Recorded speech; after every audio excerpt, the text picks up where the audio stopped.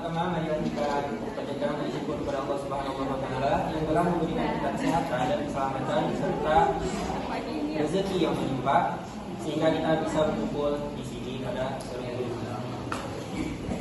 Topik yang akan kita bahas adalah tentang kanker otak. Saya Muhammad Afrizal sebagai moderator yang akan memandu presentasi pada hari ini.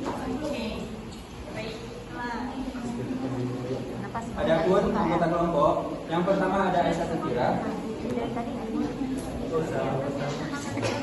kemudian ada Dini Rahmawati, kemudian ada Raffi Amal, dan satu orang lagi Elisa Khalifi, beliau di sini.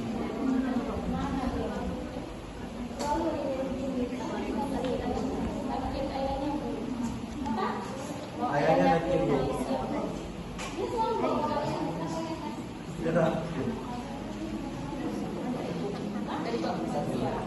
Batu hijau. Ya, hari kemarin baru tembak, hari Rabu.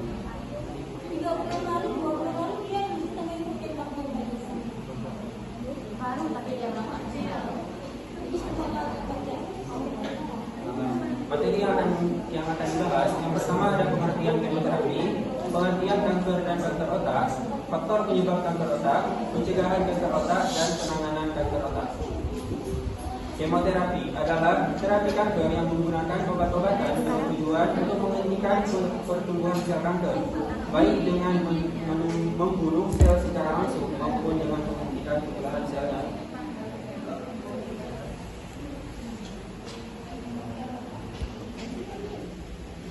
Kanker otak merupakan kanker yang terjadi pada sel-sel di jaringan otak yang mengalami pertumbuhan secara abnormal dan tidak terkendali menyebabkan membentuk sebuah massa atau tumor.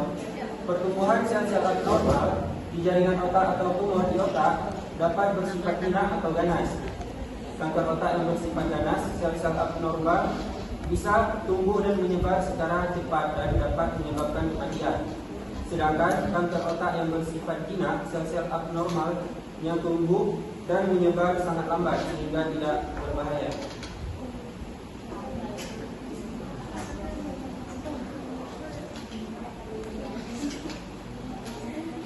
Baik, selanjutnya yaitu faktor penyebab kanker otak. Di antaranya ada faktor genetik dan keturunan. Yang pertama yaitu mutasi gen tertentu, riwayat keluarga dengan kanker otak, dan sindrom genetik seperti neurofibromatosis. Yang kedua, faktor paparan radiasi. Di antaranya ada radiasi terapi, pengobatan kanker sebelumnya, paparan radiasi berlebihan di kepala, paparan sinar X dalam dosis. Faktor ketiga yaitu usia dan jenis kelamin. Di antaranya kanker otak ini lebih sering terjadi pada usia lanjut, yaitu lebih dari 50 tahun. Selanjutnya faktor lingkungan, di antaranya paparan bahan kimia tertentu, logam berat, dan produk industri.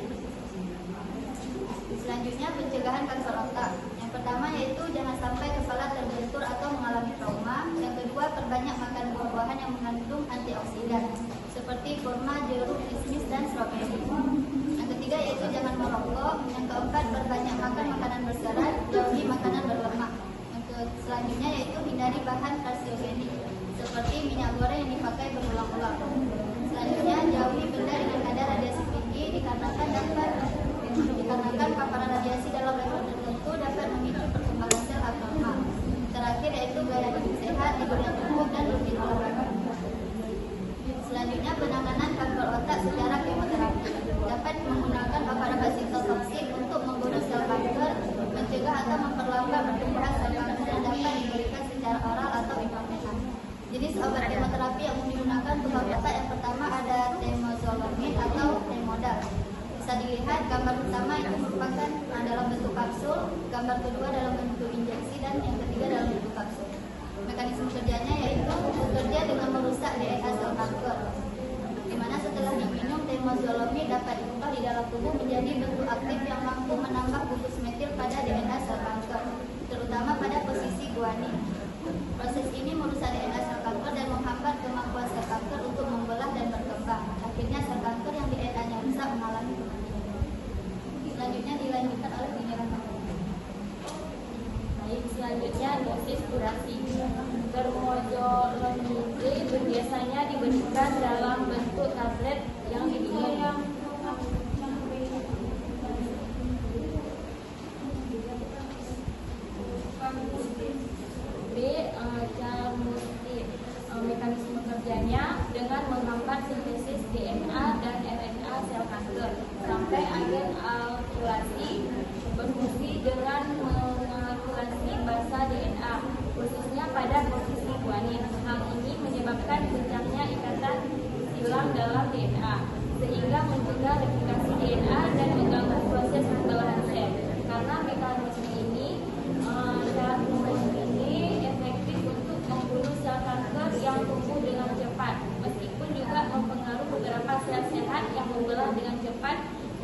menyebabkan efek samping.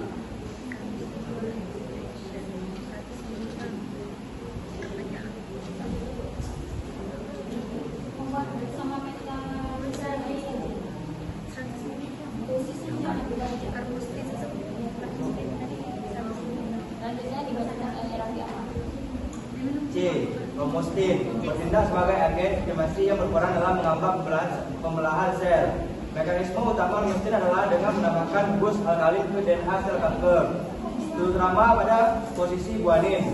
Hal ini menyebabkan kerusakannya struktur DNA, mengganggu replikasi DNA dan transkripsi RNA, serta menginduksi apoptosis, kematian sel pada sel kanker. Selain itu, romostin juga dapat menekan sistem RNA dan protein, yang merupakan komponen penting bagi sel kanker untuk berkembang dan menggelam. Dosis pemakaian romostin umumnya diberikan dalam bentuk oral, pil ataupun kapsul, dan diserap secara sistemik. Dosis romostin diberikan berdasarkan berat badan dan kondisi kesehatan pasien, serta biasanya diulang setiap 6 sampai dengan 8 minggu untuk memberi waktu bagi tubuh pulih dari efek samping. Adapun efek samping dari memakai obat romostin ini adalah seperti mual muntah, turunan sel darah merah, kelelahan dan kelemahan. Selanjutnya penanganan sel kanker otak. Penanganan kanker secara non kemoterapi. Pertama dengan cara pembedahan ataupun operasi. Hanya kraniotomi. Penanganan tumor melalui pembukaan tengkorak. Yang kedua biopsi stereotypik, pengambilan sampel jaringan tumor dengan presisi tinggi. Pengobatan yang kedua adalah melalui radioterapi, bisa digunakan dengan cara terapi. Yang ketiga adalah terapi target. Yang keempat adalah imunoterapi. Selanjutnya mungkin akan di Ada yang ditanyakan? Ntar gua review.